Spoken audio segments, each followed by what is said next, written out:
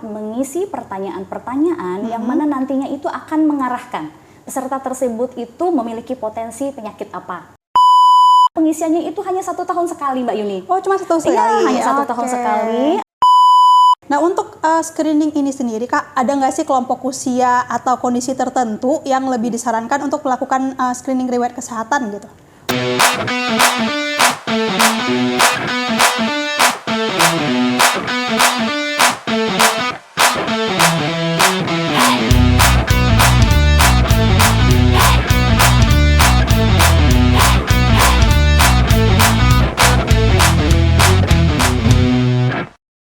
Halo Sobat JKN, kita balik lagi ke podcast Berkesah, tempatnya kita ngobrol interaktif dan juga informatif. Nah, hari ini kita bakalan bahas topik yang sangat menyenangkan nih, terkait dengan screening layanan kesehatan dan juga terkait Prolanis. Nah, hari ini juga saya nggak sendiri, kita bersama dengan Kak Prima tentunya yang akan membantu kita untuk mengupas secara tuntas apa sih screening riwayat kesehatan dan juga Prolanis itu sendiri. Halo Kak Prima, apa kabar? Kak Yuni, alhamdulillah sehat. Yuni sehat? Alhamdulillah sehat. Ya. Oke Kak Prima, ini kesehariannya sekarang sibuk apa aja nih Kak Prima? Sibuk mengelola peserta Prolanis saja, Mbak. Oh gitu, iya. Oke, siap. Klaim Prolanis. Oke, sebelumnya kita perkenalkan dulu, Kak Prima ini adalah staf Pomprev ya Kak ya, di kantor cabang Singkawang. Ya, oke, untuk kalian semua siapin teh dan juga kopinya, kita akan mulai obrolan seru ini. Oke, untuk yang pertanyaan pertama nih Kak, karena kan tadi kita udah dibuka dengan screening dan juga Prolanis. Nah, screening itu sendiri apa sih Kak? Dan juga manfaatnya itu untuk apa sebenarnya? Jadi Mbak Yuni, untuk screening riwayat kesehatan sendiri adalah proses pengumpulan informasi riwayat kesehatan dari peserta JKN. Nah, seluruh peserta JKN kita harapkan untuk dapat mengisi pertanyaan-pertanyaan yang mana nantinya itu akan mengarahkan peserta tersebut itu memiliki potensi penyakit apa. Nah, seperti itu Mbak Yuni. Oke, jadi kan itu ada beberapa pertanyaan nih. Ya. Nah, untuk jenis pemeriksaannya itu sendiri bisa dijelasin lagi nggak Kak?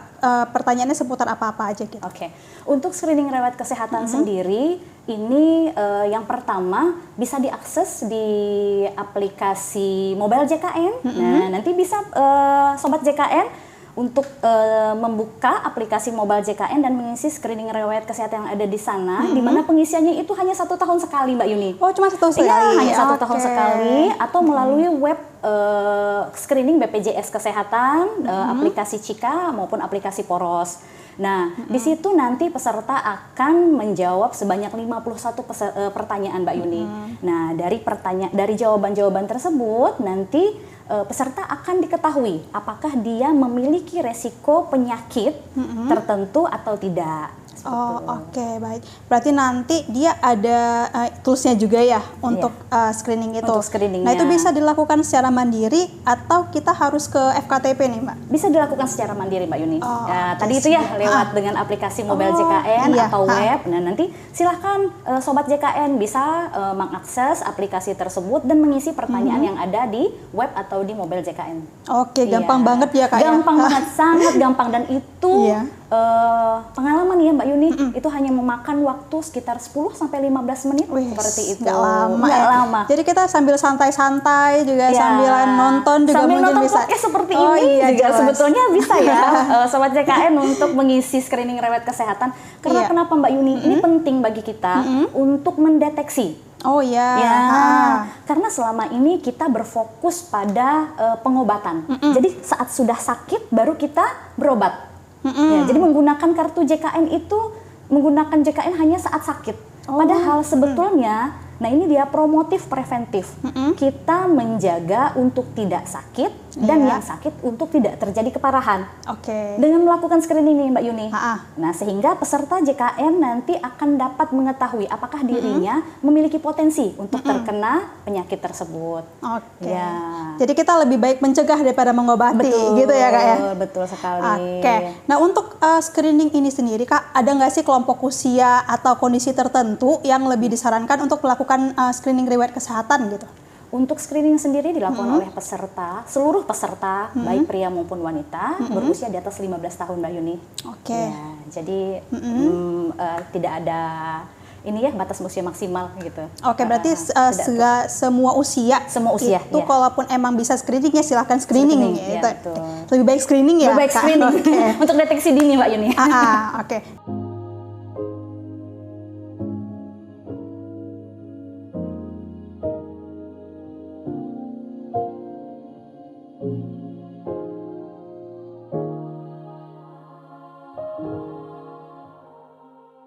Sakitnya, sakitnya, sakitnya kepalaku hari ini. Bila tanya di Google, jadilah penyakit mengerikan yang tiba-tiba divonis ini. Meski pusing karena kurang tidur saja, ceritakan padanya bagaimana riwayat screening kesehatanmu. Apakah gigimu mudah goyang-goyang, sertai dengan suka ngopi?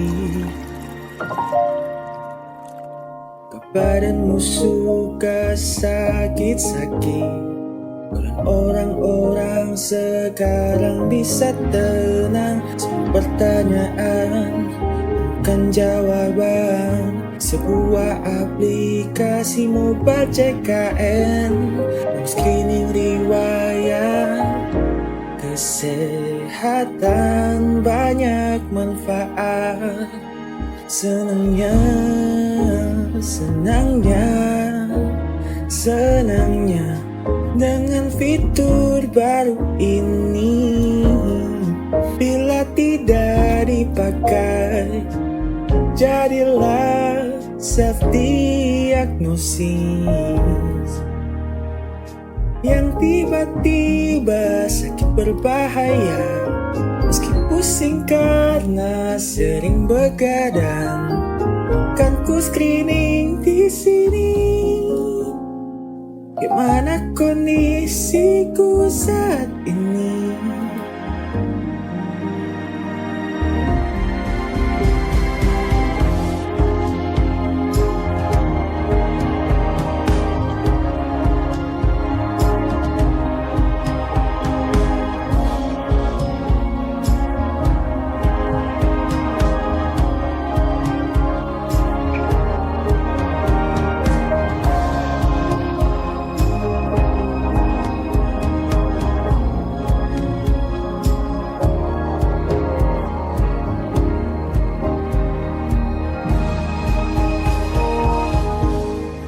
Nah, tadi tuh kita kan udah bahas terkait dengan screening riwayat kesehatan nih.